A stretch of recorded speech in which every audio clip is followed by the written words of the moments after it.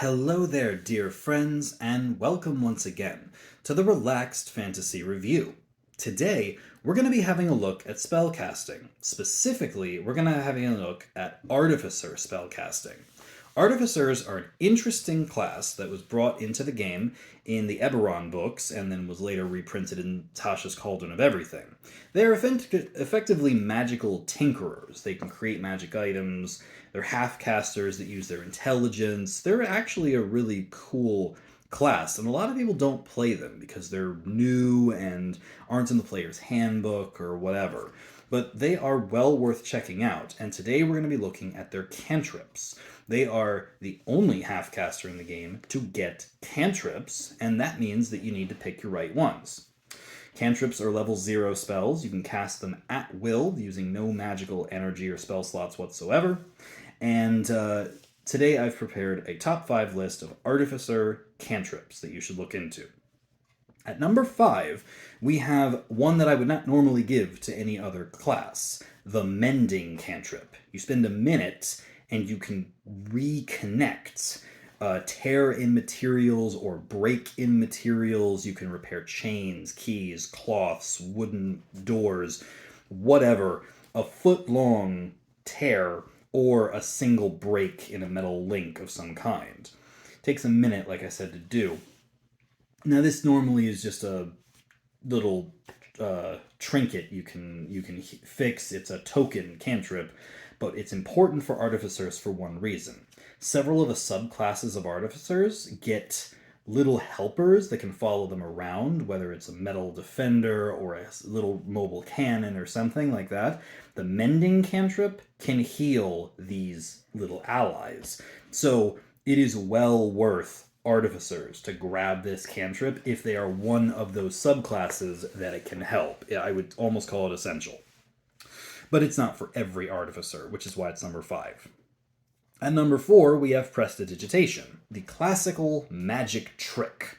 Prestidigitation allows you to create visual images or visual illusions or effects to warm things, to cool things, to flavor things, to mark things, like create patterns on a wall or something. They can even create smells and other sensory effects. Nothing can harm someone, but they're definitely good for showing off magical abilities or for doing tiny tricks.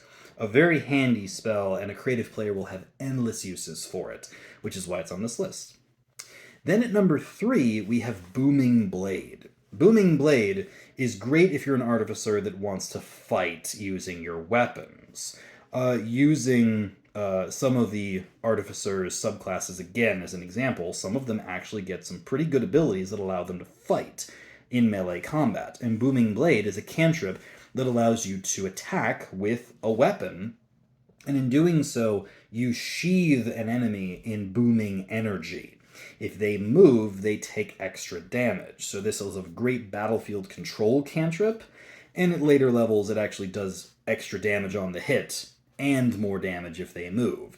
So it's overall a really, really powerful cantrip for both utility purposes and for attacking purposes. So yeah, I give this one a high marks. Beaten out only by the number 2 spot on this list, which is the classic Firebolt. Why shoot a crossbow when you have Firebolt? It's a ranged spell, 120 feet. You shoot a little mote of fire, a little bullet, and on a hit, it does 1d10 fire damage, no questions asked. It's a really, really handy cantrip to have. No spellcaster who wants to fight at range should leave without it. If they can take it, I say they should. It is the classic go-to for attacking cantrips. So why is it not number 1? Well, that's because artificers get to take a little page out of the Cleric and Druid book, and they get to take Guidance.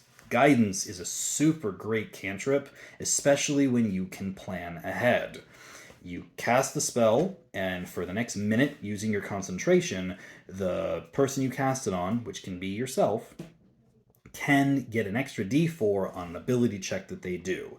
This can be stealth, this can be sleight of hand, this can be persuasion, this can be animal handling, this can be acrobatics, athletics, this can be literally anything that you do in the next minute. That skill check gets a buff and a couple points of buff, which makes all the difference in the world in a game like D&D where your scale goes from DC 5 to DC 30, a couple points is huge.